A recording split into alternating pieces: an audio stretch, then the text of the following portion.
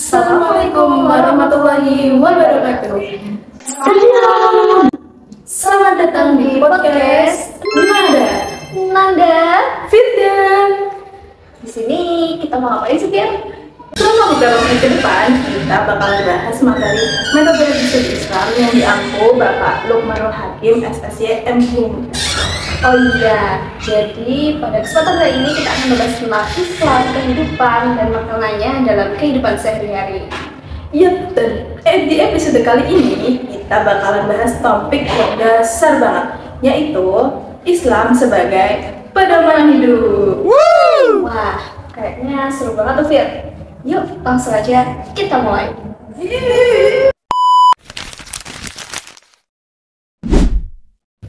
Nah, topik ini menarik banget ya, Fir, untuk dibahas. Karena kalau kita lihat di sekitar, banyak banget orang yang bilang mereka beragama, tapi masih bingung sebenarnya fungsi agama itu apa sih dalam hidup mereka. Iya, setuju banget. Dan kadang orang mikir agama itu cuma soal ibadah, dimana itu banyak sholat, puasa, zakat, juga haji. Padahal kalau kita pahami lebih dalam, agama itu sebenarnya sistem hidup yang mengatur semuanya, dari cara kita berpikir maupun cara kita berperilaku. Nah, iya benar banget ya. Dan kalau nggak punya pedoman, manusia bisa kehilangan arah. Ibarat nih, kapal di tengah laut tanpa kompas, bisa berlayar tapi nggak tahu arahnya mau kemana. Betul banget, Nanda. Agama itu kan kompas moral buat kita. Iya, Islam itu bukan cuma aturan, tapi juga penerang bagi kita. Kalau kita bingung mau milih jalan kemana, nilai-nilai agama itu yang membantu kita untuk menentukan pilihan mana yang benar. Dan uniknya, Islam tuh nggak cuma ngatur hubungan kita sama Allah loh, Biar, tapi juga hubungan diri sama diri sendiri dan orang lain. Agama adalah pedoman hidup yang menuntun manusia agar hidupnya teratur, bermakna, dan damai. Iya, dan itu poin penting banget. Jadi Islam itu nggak cuma ngajarin cara beribadah, tapi juga cara kita beretika, berpikir, bahkan cara kita memperlakukan alam. Kalau manusia kehilangan nilai-nilai agama, dia bisa pintar, tapi nggak tahu mau arahnya kemana. Tahu cara hidup, tapi nggak tahu dia hidup buat apa. Nah, itu banyak orang sukses secara duniawi, tapi ngerasa kosong hidupnya. Karena ternyata yang mereka kejar itu cuma kesenangan tanpa makna. Benar, Nanda. Padahal agama itu kan hadir supaya hidup manusia bukan cuma soal materi, tapi juga soal makna. Kayak dalam Islam nih, tujuan hidup manusia kan udah jelas, untuk beribadah kepada Allah. Tapi ibadah di sini bukan cuma sholat dan puasa, Nanda. Oh iya ya, Fir. Ibadah itu luas banget gak sih? Benar, selama niatnya karena Allah, bahkan hal kecil pun bisa jadi ibadah. Contohnya kayak belajar sungguh-sungguh, bantu orang tua, kerja dengan jujur, dan sekedar senyum aja jadi ibadah gak sih? Iya, setuju banget, bener banget itu. Itu yang bikin Islam indah. Islam itu kan ngajarin kita ibadah itu membuat kehidupan itu menjadi satu kesatuan. Dimana kalau kita jalani dengan niat yang baik, semuanya itu akan bernilai ibadah. Jadi bisa dibilang agama itu bukan beban ya, tapi bimbingan. Kadang orang mikir agama itu cuma bikin ribet, padahal justru bikin hidup lebih ringan karena kita tahu arahnya dan batasannya. Iya, agama itu bukan rantai yang membatasi kita, tapi menjadi pagar untuk melindungi kita. Nanda, bayangin aja deh, kalau hidup tanpa aturan, mungkin awalnya itu terasa bebas dan itu enak banget. Tapi lama-lama itu malah bikin diri kita rusak dan juga orang lain. Contohnya aja kayak hal sederhana ya, Fer. Kalau nggak ada aturan jujur, semua orang pasti saling bohong. Iya tuh, iya benar. Kalau nggak ada nilai kasih sayang, orang gampang banget marah dan juga benci teman-teman. Padahal justru nilai-nilai agama yang ngajarin kita buat sabar, memaafkan, dan saling menghargai. Yes, benar. Dan yang paling keren, Islam itu nggak cuma memerintah kita, tapi juga memberi alasan. Misal, kenapa kita harus jujur? Kenapa? Karena kejujuran itu kan bikin hati kita tenang dan juga membuat kepercayaan orang pada kita itu semakin ada. Dan kenapa kita harus sabar? Karena setiap ujian itu pasti ada hikmahnya. Jadi setiap perintah Allah itu bukan membatasi, tapi melindungi kita supaya kita terhindar dari hal-hal yang merusak diri kita juga orang lain. Masya Allah, kalau dipikir agama mungkin manusia bisa cerdas, tapi belum tentu bijak ya sih ya. Bener banget, Anda. Agama itu kan membentuk karakter juga, bukan cuma pengetahuan. Orang berilmu belum tentu berakhlak, tapi Jadi orang beragama dan dengan pemahaman yang insya Allah benar itu akan mempunyai semuanya. Wah, aku suka banget di poin ini karena di zaman sekarang nih Fer, yang paling dibutuhkan tuh bukan cuma pintar, tapi orang baik dan akhlaknya. Dengan agama itu sumber kebaikan yang sesungguhnya. Iya deh, jadi kalau kita mau ngomong Islam sebagai pedoman hidup yang menyeluruh, artinya Islam itu nggak cuma dipelajari di masjid atau di sekolah agama aja. Jadi semuanya itu harus hadir dalam setiap aspek kehidupan, baik di rumah, di sekolah, di pekerjaan, bahkan di cara kita bermedia sosial. Bener banget, karena jadi muslim itu bukan cuma identitas ya Fir, tapi gaya hidup. Cara kita berbicara, berpakaian, berpikir, semua bisa jadi cerminan nilai Islam. Dan kalau kita jalani dengan kesadaran itu, insya Allah hidup kita bakal jadi lebih tenang dan bermakna. Agama bukan cuma aturan luar, tapi cahaya yang menuntun dari dalam hati kita. Masya Allah, Fir. Jadi kesimpulannya, di segmen pertama ini, agama itu fondasi utama hidup manusia ya Fir? Yes, benar. Tanpa agama, hidup bisa jalan, tapi kosong. Dengan agama, hidup jadi punya arah, punya batas, dan yang paling penting, punya tujuan. Iya, tujuan untuk jadi manusia yang seimbang, bahagia di dunia dan juga selamat di akhirat. Dan dari sinilah kita bisa lanjut ke pembahasan berikutnya, yaitu gimana sih Islam itu memadukan ilmu, logika, dan juga rasa dalam kehidupan sehari-hari. Nah, menarik banget Fir, karena Islam gak cuma bicara soal iman, tapi juga soal ilmu, pengetahuan, dan cara berpikir. Yuk kita bahas di segmen selanjutnya.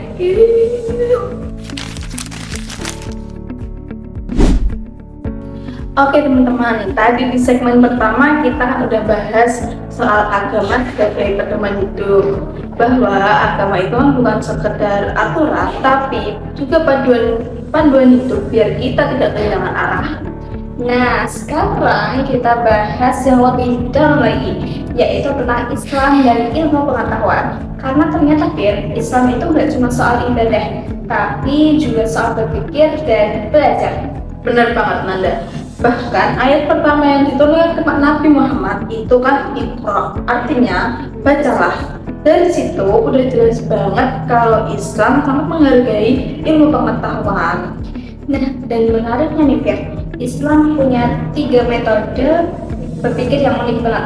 Yang pertama itu ada Bayani, yang kedua itu Burhani, dan yang ketiga itu Irfani. Kayaknya keren banget nih Fir, tapi aku kadang bingung bedainnya gimana. Banyak kok ada yang bingung. Jadi gini, 3 metode ini sebenarnya kayak 3 cara manusia mencari kebenaran dalam Islam. Yang pertama ada Bayani. Bayani ini cara berpikir yang besarnya dari teks. Artinya kita memahami segala hal lewat dalil dan dari Al-Quran dan hadis. Oh, jadi kalau kita punya masalah atau pertanyaan, kita lihat dulu jawabannya di Al-Quran dan hadis gitu ya? Bener banget Andre. Misalnya kalau mau tahu hukum sesuatu, kita bisa cari dulu di wahyu Allah. Nah, Bayani ini sering dipakai para ulama, ahli tafsir, juga ahli fikih yang fokus pada makna kata dan juga hukum. Berarti Bayani itu kayak fondasi ya, Fer? Sumber utama dari semua pengetahuan Islam, ya kan? Tepat banget Nada. Metode kedua yaitu ada Burhani. Burhani ini pakai logika dan juga akal sehat. Artinya kita berpikir berdasar bukti, analisis, dan juga rasionalitas, tapi tetap berlandaskan pada wahyu. Kayak sains modern kayak gitu ya? Kayak gimana kita bisa lihat ciptaan Allah lewat ilmu, observasi, dan juga penelitian, gitu kan? Iya, misalnya kalau ilmuwan muslim zaman dulu kayak Ibnu Sina dan Al-Khawarizmi menemukan teori matematika atau kedokteran, itu bukan karena mereka meninggalkan agama, tapi justru karena mereka yakin ilmu adalah bagian dari ibadah. Oh, wah, ya, aku pernah baca juga dulu justru para ilmuwan muslim yang bikin dasar sains modern. Jadi Burhani ini ngajarin kita buat berpikir kritis, tapi tetap dalam koridor keimanan kan? Iya Nanda, Islam itu nggak pernah anti sains. Bahkan Rasulullah pernah bersabda, menuntut ilmu itu wajib bagi setiap muslim. Artinya berpikir dan belajar itu kan bagian dari ibadah. Nah, terus yang ketiga apa sih, Fir? Yang ketiga itu ada irfani. Irfani itu cara berpikir yang lebih dalam lagi, bukan hanya lewat teks atau logika, tapi lewat pengalaman batin dan institusi spiritual. Biasanya dipraktekkan oleh para sufi atau ulama yang menempuh jalan tasawuf. Jadi kayak pemahaman datang dari hati ya, bukan dari otak semua gitu. Iya, tepat banget Nanda. Misalnya ketika seseorang merenungi ciptaan Allah, hatinya tersentuh, dia merasa semakin dekat dengan Allah. Itu juga bentuk ilmu, tapi bukan yang bisa diukur secara rasional, tapi ke pengalaman rohani. Menarik banget nih ya. Jadi kalau digabung 3 metode tadi itu kayak tiga sisi manusia ya, akal, wahyu, dan juga hati. Iya, jadi semuanya itu saling melengkapi Nanda. Bayani tanpa burhani bisa bikin orang terlalu tekstual dan kaku. Burhani tanpa irfani bisa bikin terlalu logis tapi kehilangan rasa. Dan irfani tanpa bayani bisa menyesatkan kalau nggak punya dasar ilmu. Wah, benar juga. Jadi Islam itu mengajarin kita supaya seimbang teman-teman. Belajar pakai akal, tapi juga dengan hati dan selalu berpijak pada wahyu. Betul, Islam mengajarin kita supaya haus ilmu tapi tetap rendah hati dalam mencarinya. Karena semakin banyak ilmu yang kita punya, seharusnya semakin sadar kita bahwa banyak yang belum kita tahu. Oke deh teman-teman, itu tadi segmen 2. Lanjut kita ke segmen 3, yaitu tentang ijtihad, yaitu bagaimana Islam tetap relevan dengan perkembangan zaman.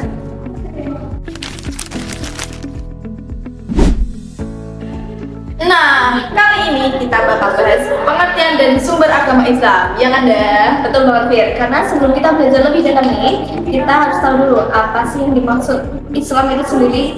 betul banget. Jadi, agama itu secara umum adalah sistem kepercayaan yang mengatur hubungan manusia dengan Tuhan, sesama manusia, dan juga alam semesta. Dan kalau kita bicara soal Islam itu berasal dari bahasa Arab, dari akar kata aslamah yang artinya menyerahkan diri sepenuhnya kepada Allah dan juga punya makna damai. Ya, jadi secara bahasa Islam itu berarti tunduk, patuh, juga pasrah kepada Allah SWT. Artinya, orang yang beragama Islam disebut Muslim, yaitu orang-orang yang menyerahkan diri kepada Allah dan mendapat kedamaian. Nah, kalau secara istilah nih, Islam itu ada ajaran yang diturunkan Allah melalui wahyu kepada Nabi Muhammad SAW untuk menjadi pedoman hidup manusia supaya mencapai kebahagiaan dunia dan akhirat. Pas banget. Jadi kalau kita rangkum, Islam itu bukan cuma aturan, tapi sistem kehidupan yang sangat lengkap. Mengatur hubungan manusia dengan Allah, yaitu hablum minallah, dan juga hubungan manusia dengan sesama, yaitu hablum minannas. Dan yang bikin Islam istimewa itu sumber ajarannya yang sangat jelas dan terjaga. Nah, ada 4 sumber utama dalam Islam. Yang pertama ada Al-Quran, yang kedua hadis atau sunnah, yang ketiga ijma, yang terakhir ada qiyas. Oke, kita bahas satu-satu ya, Fir. Yang pertama tentu aja ada Al-Quran. Al-Quran itu adalah kitab suci umat Islam. Al-Quran adalah wahyu Allah Subhanahu Wa Taala yang diturunkan kepada Nabi Muhammad SAW sebagai petunjuk hidup. Di dalamnya ada nilai keimanan, ibadah, hukum, moral, sampai panduan sosial. Betul, kalau Al-Quran adalah pedoman utama, maka hadis itu penjelasan dan pelengkapnya. Karena banyak perintah di Al-Quran yang menjelaskan lebih rinci lewat sabda dan contoh Nabi. Misalnya perintah sholat disebut Al-Quran, tapi tata caranya itu dijelaskan lewat hadis dan Bener banget nih Fir. Terus yang ketiga ada ijma, yaitu kesepakatan para ulama terhadap suatu hukum setelah wafatnya Rasulullah SAW. Contohnya kayak penetapan hukum wajibnya sholat tarawih berjamaah nih Fir, atau hukum zakat profesi. Iya, jadi ijma ini penting banget buat menjaga keseragaman umat Islam supaya nggak saling bertentangan dalam hukum. Lalu yang terakhir ada qiyas, yaitu menetapkan hukum dengan cara analogi, membandingkan masalah baru dengan yang sudah ada dalilnya di Al-Quran ataupun hadis Nanda. Nah, misalnya Al-Quran melarang memabukkan. Nah, lewat kias ini teman-teman, para ulama juga mengharamkan narkoba karena punya efek samping yang sama, memabukkan dan merusak akal. Ya, betul banget Nanda. Dan dari pemahaman inilah kita bisa lanjut ke segmen berikutnya tentang bagaimana ajaran Islam diterapkan dalam kehidupan nyata lewat bidang ibadah, syariah, dan muamalah. Oke, kita lanjut segmen selanjutnya.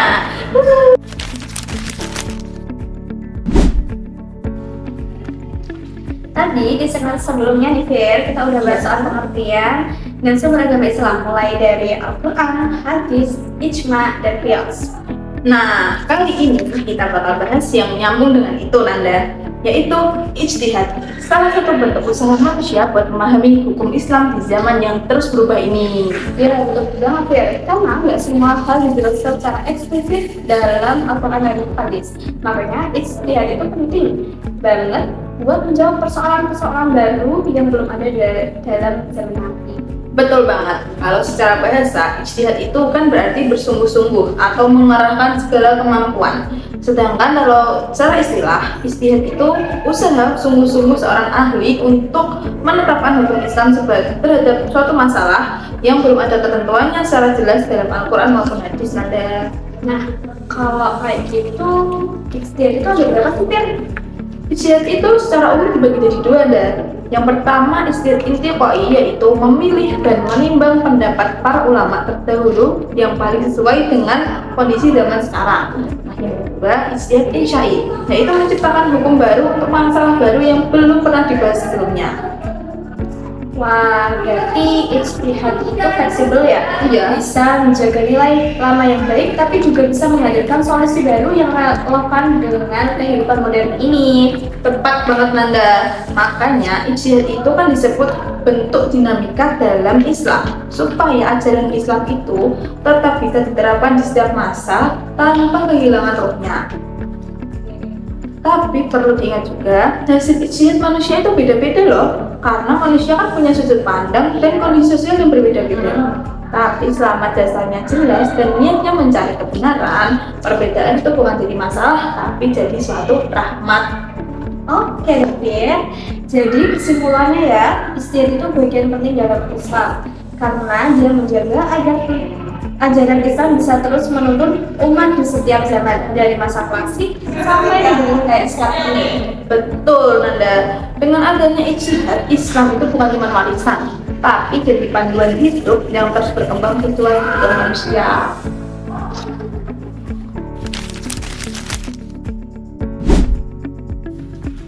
Kali ini kita bakal bahas dua hal penting yang menjadi dasar dari semua ajaran Islam, yaitu ada akidah dan juga filsafat. Nah, dua hal ini tuh menarik banget ya Fir, karena kalau ibadah, syariah, dan muamalah itu ngatur apa yang kita lakukan. Tapi kalau akidah dan juga filsafat itu ngatur bagaimana kita meyakini dan juga berpikir. Benar banget. Dan dijelaskan kalau akidah itu berasal dari kata akoda, yang artinya itu ikatan dan simpulan yang kuat. Tapi secara istilah, akidah itu berarti keyakinan yang tertanam kokoh di dalam hati, yang bikin seseorang yakin penuh dengan Allah dan selalu taat pada Allah. Nah, jadi akidah itu fondasi dasar kehidupan seorang muslim ya. Tanpa akidah yang kuat, ibadah dan amal soleh bisa kehilangan makna itu ya. Karena yang bikin ibadah diterima itu kan niat dan keyakinan yang benar kan? Iya, benar banget. Lalu kita harus tahu dulu nih Fir, apa itu filsafat. Nah, filsafat itu Fir berasal dari kata Yunani, yaitu kata philos dan sophia. Philos artinya cinta, sedangkan sophia itu artinya kebijaksanaan. Jadi filsafat itu bisa diartikan sebagai cinta pada kebijaksanaan. Oh iya, dan dalam konteks Islam, filsafat itu cara berpikir yang mendalam, tapi tetap berlandaskan dengan iman. Jadi bukan hanya menentang wahyu, tapi justru memperkuatnya. Kita diajarin buat berpikir sampai ke akar masalah, bukan menerima mentah-mentah, tapi memahami makna dengan akal yang sehat. Nah, ada beberapa karakteristik filsafat Islam nih Fir. Misalnya berpikir radikal, yaitu berpikir sampai ke akar kebenaran. Yang kedua, berpikir rasional dan logis. Yang ketiga, berpikir terbuka dan kritis, tetapi tetap dalam koridor tauhid ya Fir. Dan yang paling penting, menjadikan berpikir sebagai bentuk ibadah supaya makin dekat dengan Allah. Masya Allah. Jadi kalau akidah itu menguatkan hati, kalau filsafat menajamkan akal. Benar gak Dan? Betul banget Fir. Dan dua-duanya itu saling melengkapi biar manusia bisa beriman dan berpikir secara seimbang, Nanda. Nah, dalam penerapannya juga banyak banget loh di kehidupan sehari-hari. Contohnya, dalam akidah, orang yang yakin sama Allah itu pasti jujur, sabar, gak mudah marah, dan tidak mudah menyerah.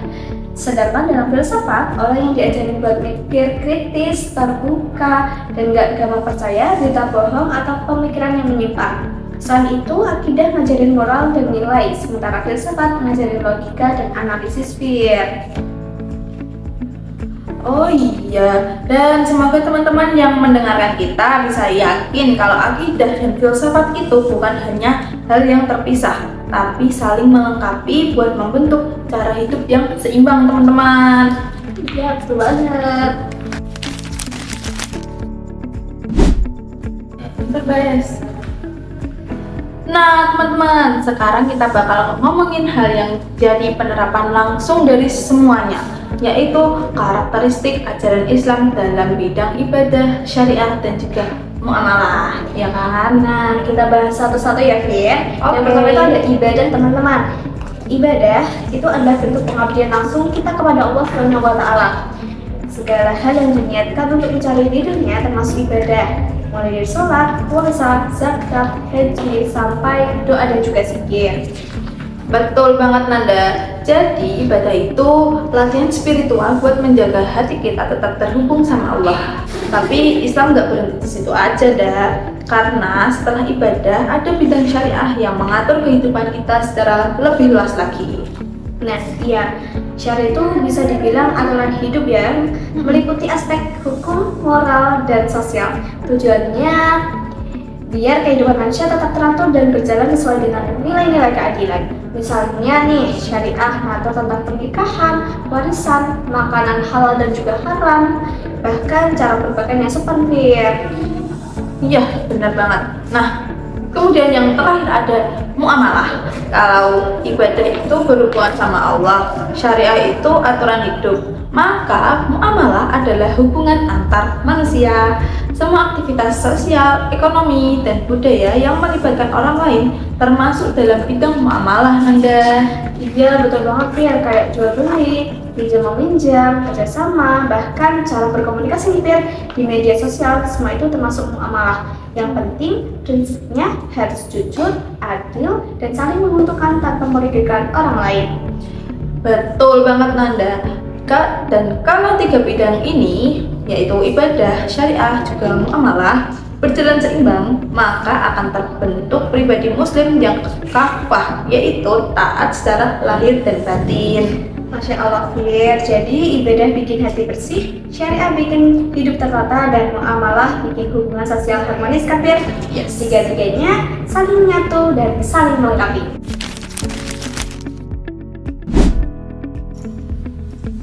Nah, nggak terasa nih, Fir, kita udah di penghujung segmen aja nih. Bener banget, Nanda. Dan buat nutup seri kita ini, kita mau bahas sesuatu yang bikin ajaran Islam makin kelihatan lengkap, yaitu tentang karakteristik ajaran Islam bidang fikih dan juga tasawuf.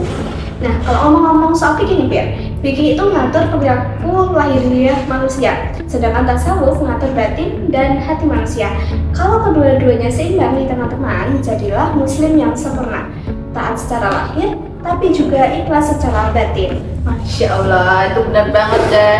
Dan dapat kita ketahui bahwa fikih adalah ilmu yang membahas hukum-hukum syariat Islam yang berkaitan dengan perbuatan manusia berdasarkan dalil Al-Quran dan juga hadis.